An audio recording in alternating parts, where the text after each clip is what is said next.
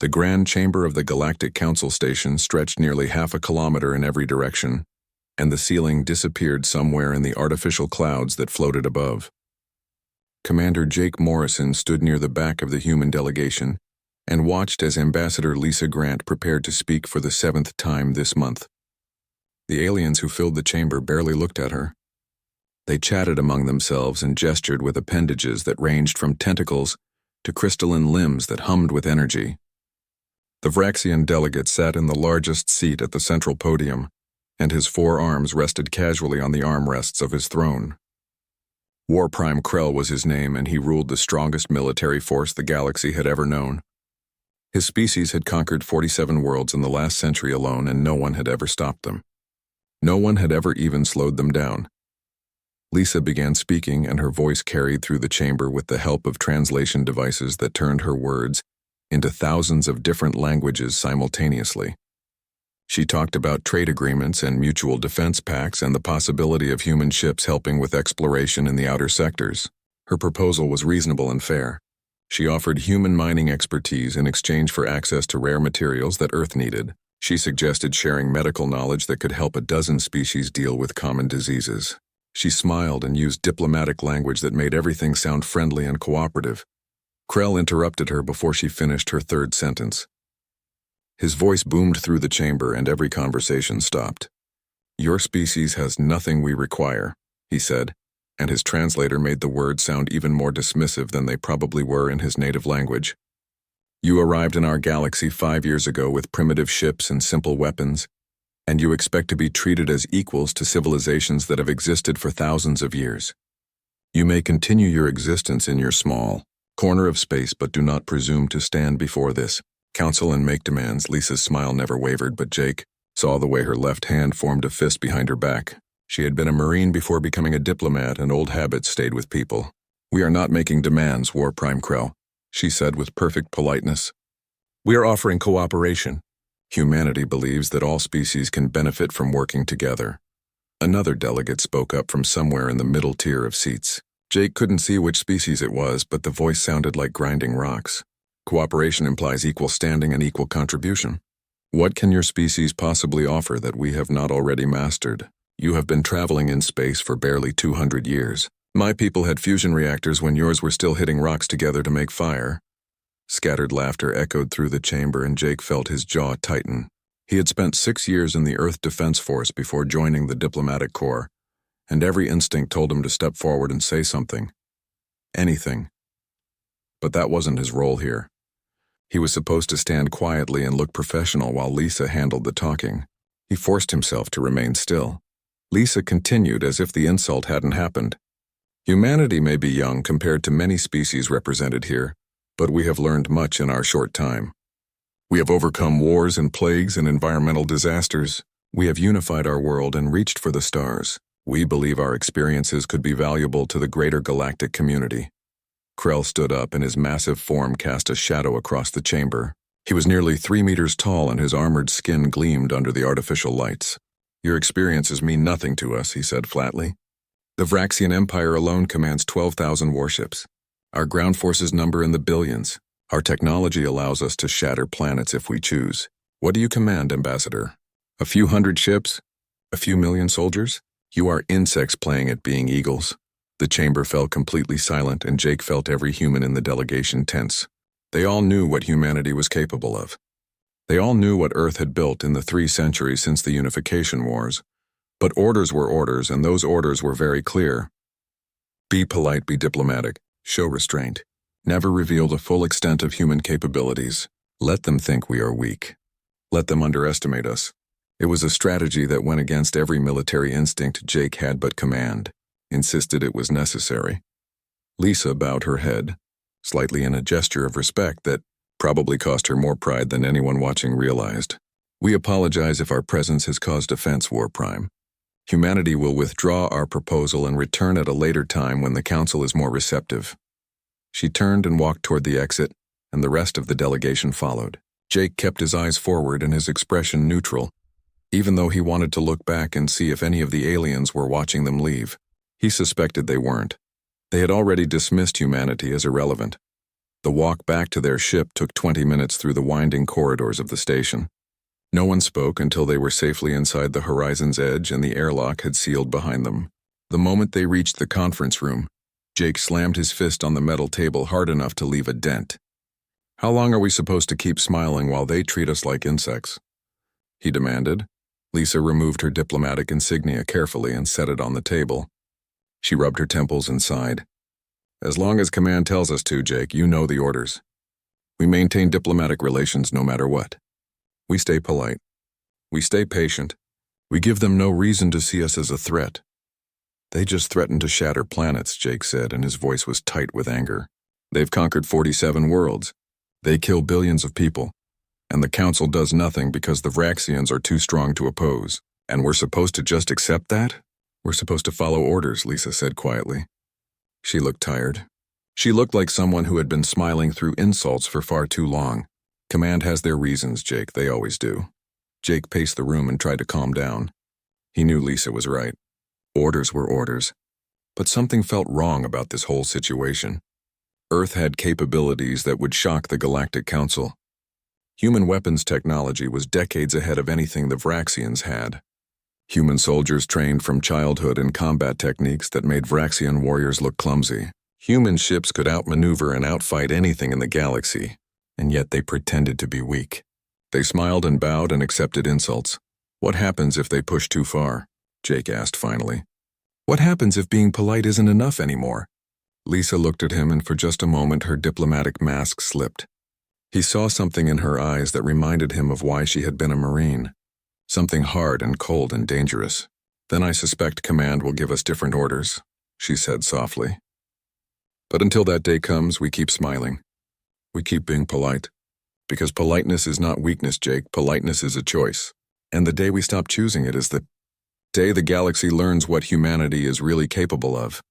The alarm screamed through the bridge of the ESS Defender, and Captain Derek Hayes was out of his chair before the sound finished its first cycle. His second officer, Lieutenant Amy Rodriguez, was already pulling up the sensor data, and her hands moved across the console with practiced speed. The numbers that appeared on the main screen made Derek's blood turn cold. New Haven Colony was transmitting a distress signal, and the automated systems were reporting massive energy signatures in orbit. Weapons fire, orbital bombardment. The kind of attack that left nothing behind. "Get me a visual," Derek ordered, and his voice was steady despite what he already knew he was going to see. The screen flickered and showed New Haven from high orbit. The colony had been home to 15,000 people. Farmers and teachers and engineers and families who had traveled across the galaxy to build something new.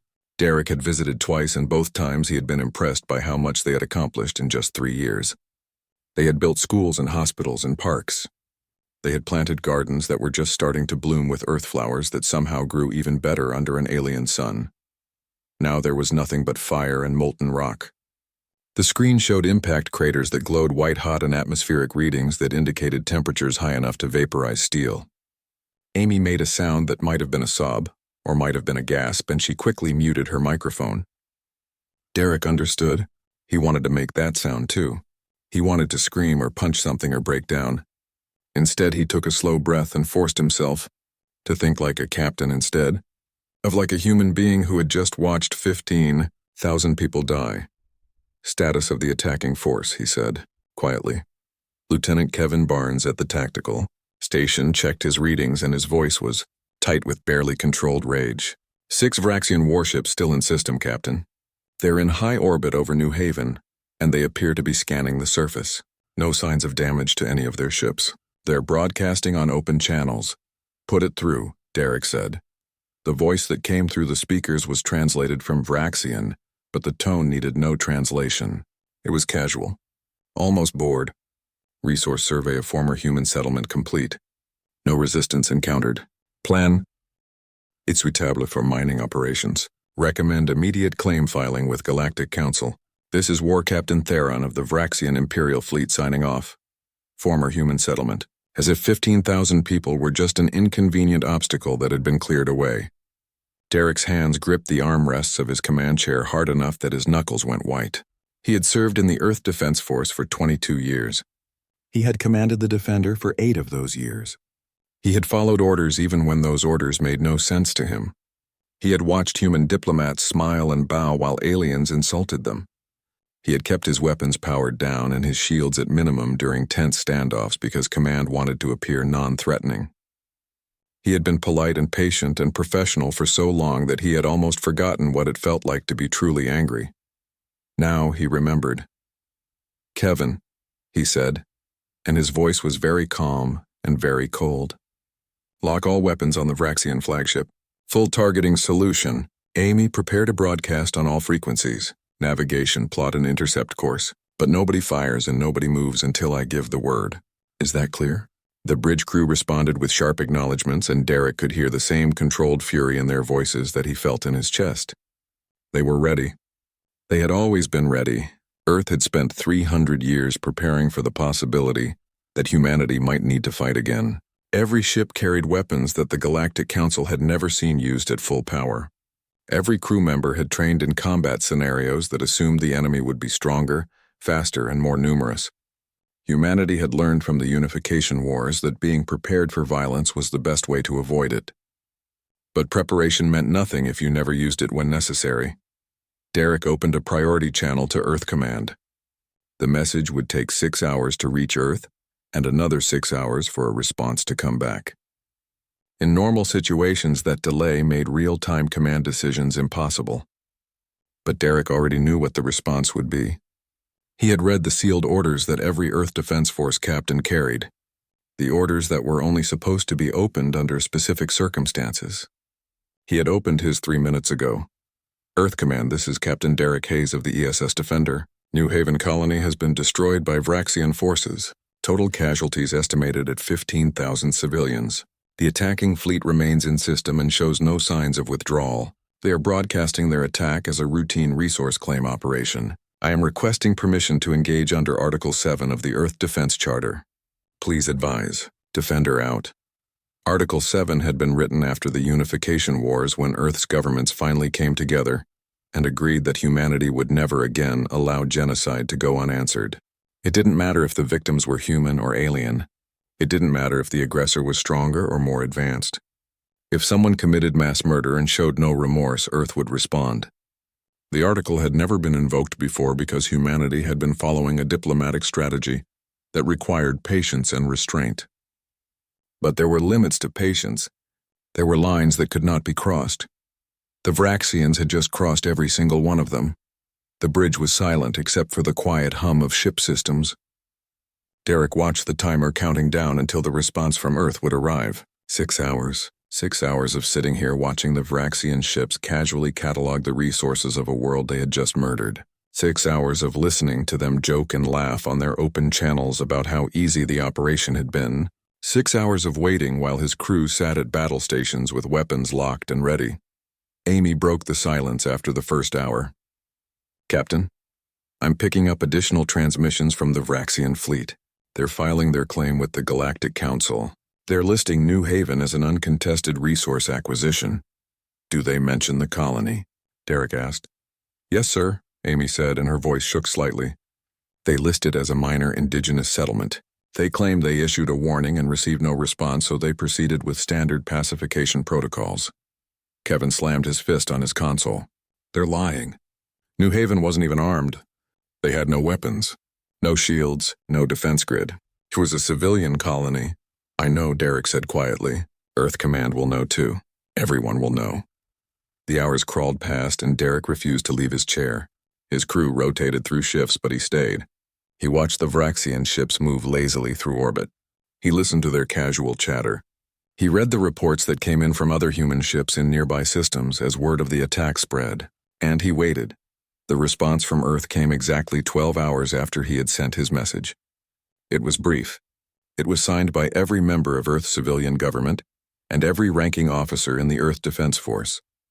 The encryption was the highest level possible, and when Derek decoded it, the message was only 3 words long. "Protocols are suspended." Derek read those 3 words twice to make sure he understood. Then he stood up and his voice carried across the bridge with absolute certainty. "Battle stations. All hands to combat positions. Kevin, remove all weapon safeties and charge all batteries to maximum. Amy, Broadcast this message on all frequencies in clear language. I want everyone in this system to hear it." He took a breath and thought about 15,000 people who had been planting gardens and teaching children and building a future. He thought about 300 years of human restraint and patience and politeness. He thought about every insult humanity had swallowed and every threat they had ignored because command said to be diplomatic. Then, he gave the order that would change everything. The Fraxian flagship was called the Crushing Fist, and it had destroyed 42 enemy vessels in the last decade alone. War Captain Theron sat in his command throne and watched his crew catalog the resources of the newly claimed world below. The operation had gone perfectly. The human settlement had been eliminated in less than 10 minutes, and not a single shot had been fired in return. The primitives didn't even have orbital defenses. It was almost disappointing how easy it had been. His communications officer made a chirping sound that indicated an incoming message. "War Captain, we are receiving a broadcast from the human vessel that entered the system an hour ago. They are transmitting on all frequencies." Theron gestured dismissively with one of his lower arms. "Ignore it. They are probably begging for mercy or filing a formal complaint. Either way, it means nothing. We are within our rights under Galactic Council law to claim undefended resources. Sir, the message is very brief. It says, to the Vraxian fleet currently in orbit over New Haven, you have murdered 15,000 human civilians without provocation or warning. You have committed an act of war against Earth and humanity. You are hereby given one opportunity to surrender your vessels and submit to arrest.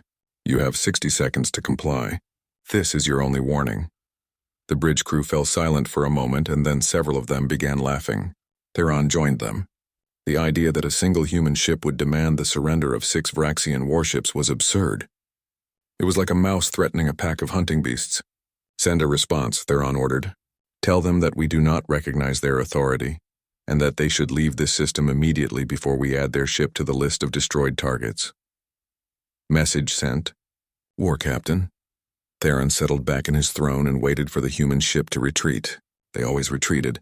Every species in the galaxy knew that the Vraxian Empire was too strong to challenge. Even the Galactic Council bent to their will more often than not. A single human vessel would run back to their space and file complaints that would be ignored. It was the natural order of things. The 60 seconds passed and nothing happened. Theron was about to order his fleet to resume their work when every alarm on the bridge activated simultaneously. His weapons officer shouted something in their native language that roughly translated to an expression of shock and fear. "War Captain, the human ship just fired on us. Multiple weapon impacts across our port shields. Shields are holding, but the power readings are unlike anything in our database." Before Theron could respond, the crushing fist shook violently, and lights flickered across the bridge. "Status report," he roared. "Shields at 60%. No, wait, 40%. They're firing some kind of sustained energy beam that's draining our shields faster than we can regenerate them. Attempting evasive maneuvers." The ship lurched to starboard, but the human vessel moved with them. Theron finally pulled up a tactical display and saw what they were facing. The human ship was smaller than the crushing fist. It should have been outmatched, but it was moving in ways that shouldn't be possible. It dodged their return fire before they even launched it, and it stayed locked on their position no matter what maneuvers his pilot attempted. "All ships focus fire on the human vessel. Destroy it now." 5 Vraxian warships turned their weapons on the single Earth ship and unleashed enough firepower to crack a small moon. The human ship accelerated straight toward them, and every shot missed. It was like trying to hit smoke with a hammer. The vessel twisted and rolled and changed direction in ways that violated what Theron knew about physics and momentum. Then it fired again, and this time it didn't aim for shields. The human weapons cut through the hull of the nearest Vraxian ship like it was made of paper. Theron watched in horror as the war destroyer beside them simply came apart. Not exploded. Not disabled. Disintegrated. The beam weapons carved it into pieces with surgical precision, and each piece was then hit again, until nothing remained but debris and escape pods. "How is this possible?" Theron whispered. The humans were supposed to be weak. They were supposed to be primitive. They had simple weapons and basic ships, and they smiled and bowed whenever the council spoke to them. This couldn't be the same species. His tactical officer was frantically updating the threat assessment, and the numbers that appeared made no sense.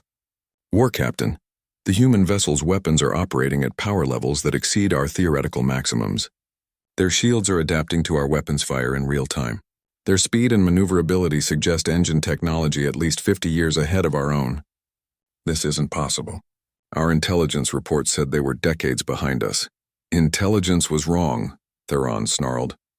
He opened a channel to all remaining ships. Full retreat. All vessels jumped to hyperspace immediately. We need to warn the Empire.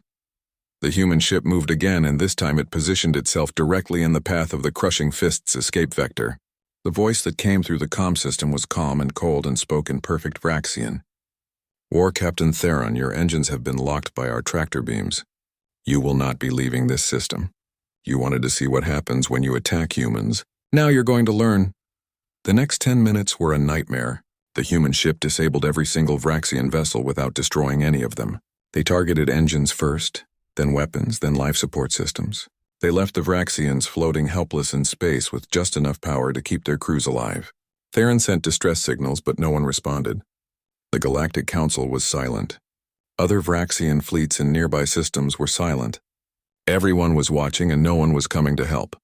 Derek Hayes stood on the bridge of the Defender and watched the Vraxian ships drift helplessly in space. His crew had performed flawlessly. Every shot had hit exactly where it was supposed to. Every maneuver had been executed with precision that came from years of training that the galaxy had never seen. His weapons officer Kevin looked up from his console with a grim expression. All targets disabled, Captain. No casualties on our side. Vraxian escape pods are launching, but we have them all tagged. Good, Derek said quietly. Amy broadcast another message. I want this sent to every ship in the system and forwarded to the Galactic Council. Amy nodded and opened all channels.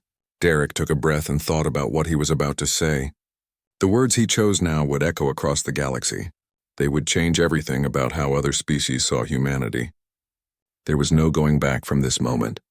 This is Captain Derek Hayes of the Earth Defense Ship Defender. The Vraxian fleet that attacked New Haven Colony has been neutralized. Their crews are alive and will be taken into custody to face trial for war crimes. For 300 years, humanity has chosen peace. We have chosen diplomacy. We have chosen to smile and be polite even when others treated us with contempt. Some of you mistook that choice for weakness. You were wrong.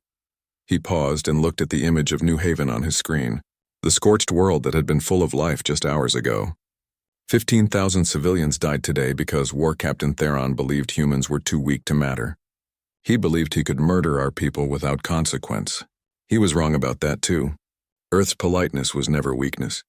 It was civilization. It was the choice to be better than our worst instincts. When you took that choice away by attacking defenseless people, you forced us to show you what we're actually capable of. Derek gestured to Kevin, who brought up the tactical data from the battle. This engagement lasted 9 minutes. One Earth ship disabled 6 Vraxian warships without taking any damage. We could have destroyed them all. We chose not to. Remember that choice. Remember that every time a human diplomat says please and thank you, every time we negotiate instead of demand, every time we smile and seek compromise, we are choosing to do so. We are not weak. We are civilized. There is a difference. The message ended and Derek closed the channel. The bridge was silent for a long moment before Amy spoke. Sir, we're receiving thousands of messages from across the galaxy. News networks, government channels, military frequencies. Everyone wants to know what just happened. Let them wonder, Derek said. Send all Vraxian prisoners to the brig and prepare them for transport to Earth. Then set course for home. I suspect we're going to have a lot more work to do very soon. On Earth, the War Council watched the recording of the battle and knew that everything had changed. General Frank Peters looked at the assembled leaders and spoke the words that everyone was thinking. We just showed the galaxy what humans can do when we stop being polite. Now we need to decide what comes next.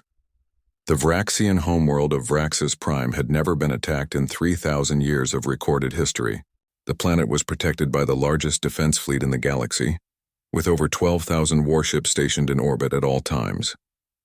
The capital city sprawled across an entire continent and housed the War Council that commanded the Empire's military forces.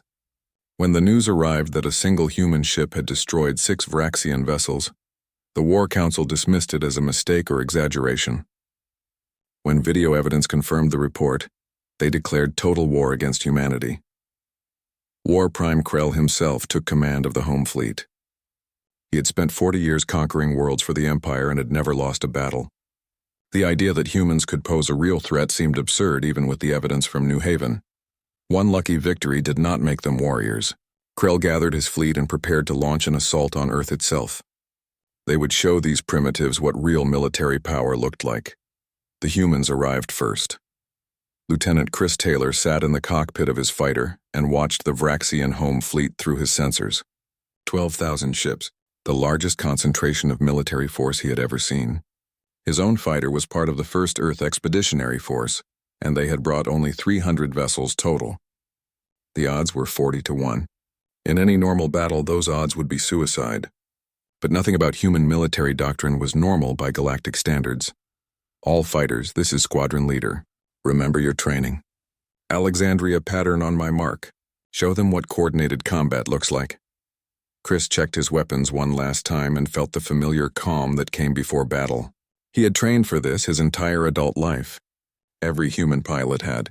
They practiced formations and maneuvers that required split-second timing and absolute trust in the pilots beside them. The Vraxians fought as individuals seeking personal glory. Humans fought as a single organism. The battle began when the Vraxian fleet launched their first wave of missiles. Thousands of warheads streaked toward the human formation, and point defense systems across the Vraxian fleet prepared to celebrate an easy victory. Then the human fighters moved, and what happened next would be analyzed by military historians for generations. Every human ship accelerated in perfect synchronization, and the formation shifted from a defensive sphere into something that looked like a flower blooming. Each petal of the formation consisted of 30 fighters moving as one unit, and as the Vraxian missiles approached, the petals rotated and every single warhead passed through empty space, where human ships had been a second before. Chris felt the familiar rush of adrenaline as his fighter twisted through the gap in the missile wave. His neural interface connected his thoughts directly to the ship's controls, and he didn't need to think about the maneuvers any more than he needed to think about breathing. The training was so deep that it had become instinct. Alpha Wing, break left and engage their command carriers. Bravo Wing, suppression pattern on the destroyer line. Charlie Wing, you're with me. We're going straight through the middle. The human fighters accelerated to speeds that made Vraxian vessels look like they were standing still. Chris led his wing through a gap in the enemy formation that existed for exactly 2 seconds before closing. They emerged on the far side and their weapons tore into the engines of a Vraxian dreadnought. The massive ship lost power and began drifting. Chris was already moving to the next target. War Prime Krell watched from his command throne as the human fighters carved through his fleet like they were dancing. Every time his ships tried to target them, they were somewhere else. Every time his commanders thought they had predicted their movements, the humans changed the pattern. It was like fighting smoke or shadows. His tactical officer kept updating the casualty reports, and the numbers climbed higher with each passing minute. How many ships have we lost? Krell demanded. 218, War Prime. No, 230. They're disabling our vessels faster than I can count them. And how many human ships have we destroyed? The tactical officer hesitated. None, War Prime. We haven't managed to hit a single one. Krell felt something he had never experienced in 40 years of warfare. Fear, not for himself but for his species. If humanity could do this with 300 fighters, what could they do with their full fleet? What other we? Upons had they kept hidden while smiling and bowing at council meetings. Send a message to all ships. Full retreat. We need to regroup and reassess. A calm human voice came through the communication system and spoke in flawless Vraxian. War Prime Krell, your fleet has been surrounded. Your engines have been disabled. You're not retreating anywhere.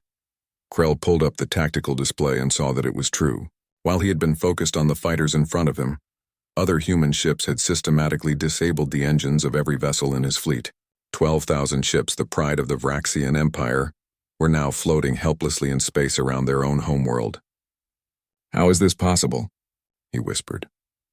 On the planet's surface, Colonel Sarah Blake led 10,000 human soldiers through the capital city.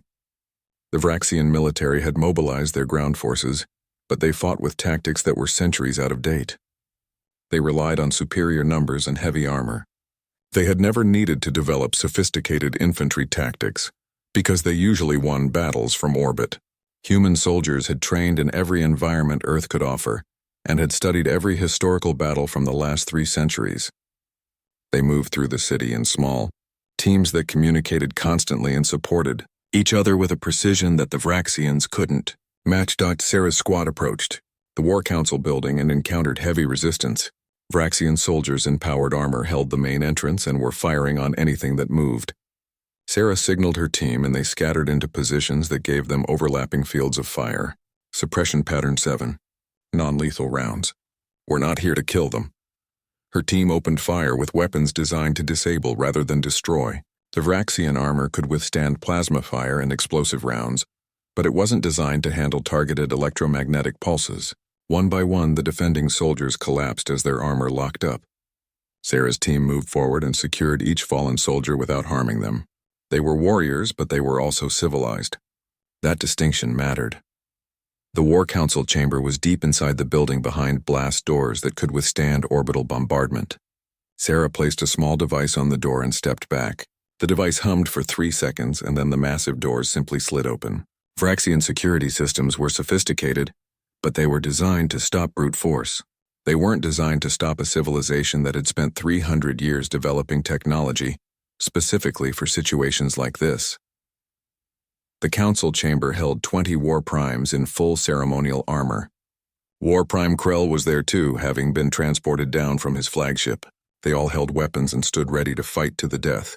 Sarah walked in with her helmet off and looked Krell directly in the eye. You destroyed New Haven, 15,000 civilians. You did it casually, without thought, because you believed we were weak. You were wrong. Krell's weapon shook in his hands. You are invaders. We will never surrender our homeworld. We're not here to conquer your world, Sarah said quietly.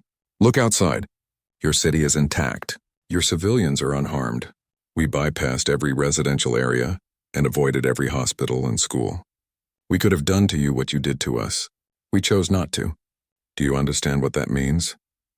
One of the other war primes, younger than Krell, spoke up. His voice was uncertain. You're showing mercy, why? We would not show you mercy. That's the difference between us, Sarah said. You measure strength by how much destruction you can cause. We measure strength by how much destruction we can prevent. You had the power to destroy New Haven, so you did. We have the power to destroy Vraxis Prime, and we're choosing not to. Which of us is actually stronger? The War Council chamber fell silent. Krell slowly lowered his weapon, and for the first time in his long military career, he felt something other than confidence. He felt the weight of understanding. What do you want from us? We want you to choose, Sarah said. 300 years ago, humanity nearly destroyed itself. We had the weapons and the will to turn Earth into a dead rock. At the last moment, we chose differently. We chose to be better. We're offering you the same choice. You can continue down this path of conquest and violence, or you can learn what we learned. That true strength isn't about dominating others. It's about controlling yourself. She gestured to her soldiers who stood ready but calm. We came here with enough force to level your capital. We didn't use it. We came with weapons that could kill millions. We used non-lethal rounds instead. Every choice we made today was designed to prove a point. Power without wisdom is just destruction. Strength without restraint is just violence. And conquest without purpose is just murder. Sarah looked at each war prime in turn. So choose carefully because the galaxy is watching. And after today, no one will ever mistake human politeness for weakness again. The Galactic Council chamber was more crowded than it had been in a century. Every species with representation had sent their highest-ranking officials, and the gallery was packed with observers who wanted to witness what everyone knew would be a historic moment. The Vraxian delegation sat in their usual seats, but War Prime Krell was not among them. In his place sat a younger Vraxian named Soren, who had been appointed as the new speaker for his species. The change in leadership had happened quickly after the human demonstration at Vraxis Prime, and nobody questioned the decision. Ambassador. Lisa Grant walked to the speaking platform with the same calm confidence she had always shown. The difference was that now when she moved through the chamber, other delegates stepped aside and gave her respectful nods. The species that had mocked humanity 6 months ago now watched her with something that looked very much like fear mixed with respect. She reached the podium and looked out at the assembled representatives of 1,000 worlds. The chamber fell silent without anyone needing to call for order. Members of the Galactic Council, Lisa began, and her voice carried clearly to every corner of the vast space. 6 months ago, I stood here and proposed cooperation between humanity and the greater galactic community. I was dismissed as primitive and irrelevant. I was told that humans had nothing to offer. I was told that we were insects playing at being eagles. She paused and let those words hang in the air. A lot has changed in 6 months. The display screens around the chamber lit up with footage from New Haven before the attack. Children playing in parks, families walking through market squares, engineers working on solar arrays, normal people living normal lives. Then the screen showed the attack and the aftermath, the molten craters and the emergency broadcast and the final transmission from the colony. Before everything went silent, several delegates looked away, but Lisa continued speaking in the same calm tone. 15,000 civilians died because War Captain Theron believed humans were too weak to matter. He believed he could murder our people without consequence, and the Galactic Council would do nothing, because the Vraxian Empire was too powerful to challenge. Lisa looked directly at the section where Council leadership sat. He was right about the second part. The Council did nothing. They filed reports and held meetings and expressed concern, but they took no action because they were afraid. One of the Council elders started to object, but Lisa raised her hand. I'm not criticizing you for being afraid. Fear is reasonable when facing overwhelming force. What I'm criticizing is a system that allows overwhelming force to operate without accountability. For 3,000 years, the Vraxians conquered 47 worlds and killed billions of people, and nobody stopped them because nobody could. That system is broken, and humanity is here to fix it. The screens changed to show footage from the battle at Vraxis Prime. Human fighters moving in perfect formation, Vraxian ships being systematically disabled, the massive home fleet reduced to floating debris without a single human casualty. The silence in the chamber was absolute. Some of you are wondering why humans never revealed our true military capabilities before now. Some of you think we were planning an invasion or building an empire. The truth is simpler and more important than that. Lisa took a breath and spoke words that she had rehearsed 100 times but still felt heavy on her tongue. 300 years ago, humanity nearly destroyed itself. We had weapons that could cut continents and poison atmospheres. We had the technology and the will to turn Earth into a lifeless rock. We came within hours of doing exactly that. But at the last moment, we made a choice. We chose to stop. We chose to be better. We spent the next 3 centuries learning how to channel our capacity for violence into something constructive. We built a unified world government. We eliminated poverty and disease. We reached for the stars not as conquerors but as explorers. The screens showed images of Earth, cities filled with parks and gardens, orbital stations where different nations worked together, ships designed for science and exploration. When we finally achieved faster-than-light travel and made contact with the galaxy, we made another choice. We chose to be polite. We chose to smile and bow and accept insults. We chose to appear weak because we wanted to believe that the galaxy could be better than we had been. We wanted to prove that strength and wisdom could coexist. We wanted to show that civilization meant more than just technology and weapons. Lisa's expression hardened. New Haven proved we were wrong. The galaxy isn't ready for that kind of civilization yet. So we're going to teach you. She pulled up a document on the main display that filled every screen in the chamber. This is the Treaty of Earth. Every species represented here will sign it or face the consequences. The terms are non-negotiable. The document outlined a new structure for galactic governance, laws protecting civilian populations, restrictions on weapons of mass destruction, mandatory arbitration for disputes, enforcement mechanisms backed by human military power. It was essentially a complete restructuring of how the galaxy operated, and every line was designed to prevent what happened to New Haven from ever happening again. The chamber erupted in protests and objections. Delegates shouted that Earth had no right to dictate terms to the entire galaxy. They argued that one military victory didn't give humans the authority to remake galactic law. They demanded votes and debates and committees to study the proposal. Lisa waited for the noise to die down and then spoke in a voice that cut through the chaos like a blade. You don't understand. This isn't a proposal. This is what's happening. Every species here has a choice. You can sign the treaty and help us build a better galaxy, or you can refuse and learn what humanity is capable of when we stop being polite. She gestured to the screens that still showed the footage from Vraxis Prime. We disabled the largest fleet in the galaxy without breaking a sweat. We could have destroyed them. We could have glassed their homeworld. We chose not to because we're civilized. But civilization is a choice we make every single day, and you need to understand that we can unmake that choice if necessary. Ambassador Soren stood up from the Vraxian delegation, and the chamber quieted. Everyone wanted to hear what the species that had just been humbled would say. Soren spoke carefully, and his translator rendered his words with clear emotion. The Vraxian Empire accepts Earth's terms. We were wrong about humanity. We mistook politeness for weakness and restraint for inability. We thought conquest was strength. He paused and looked at Lisa with what might have been respect or might have been resignation. We understand now that true strength is choosing not to destroy when you have the power to do so. We will sign the treaty. One by one, other delegations stood and announced their acceptance. Some did it eagerly, clearly relieved that someone was finally standing up to aggressor species. Others did it reluctantly, afraid of what would happen if they refused. Within an hour, every major power in the galaxy had agreed to the new terms. The few minor species that tried to object found themselves very isolated very quickly. Lisa watched the votes come in and felt a mixture of satisfaction and sadness.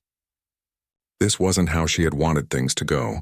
She had genuinely hoped that diplomacy and patience would be enough, but New Haven had taught her that some lessons could only be learned through force. The treaty will take effect immediately. Human peacekeeping forces will be deployed to enforce the new laws. Any violations will be met with swift response. We're not interested in building an empire. We're interested in building a civilization worthy of the name. 6 months later, the galaxy had transformed in ways that seemed impossible. Species that had been at war for generations sat down at negotiating tables backed by human mediators. Worlds that had been conquered were given independence and protection. The Vraxian Empire began the slow process of making reparations to the civilizations they had destroyed. It wasn't perfect, and there were still conflicts and problems.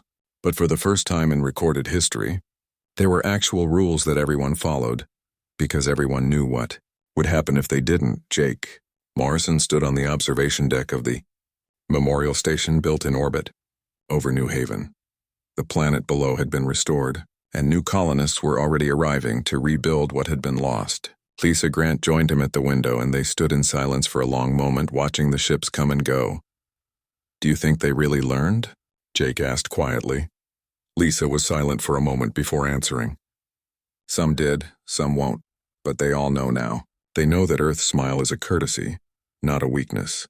They know that our politeness is a gift we give, not a limitation we suffer under. And most importantly, they know that we remember. We remember who we were and what we're capable of, and we choose every single day to be better than that.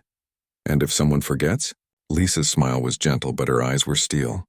"Then we'll remind them, politely at first, of course. That's the human way. But if necessary, we'll show them again why you should never mistake civilization for weakness." She looked down at the peaceful planet below, where people were building homes and planting gardens and teaching children. The galaxy learned an important lesson. Violence isn't strength. Conquest isn't power. True strength is having the capacity to destroy and choosing to build instead. And humanity will never forget that lesson, no matter how long we live among the stars.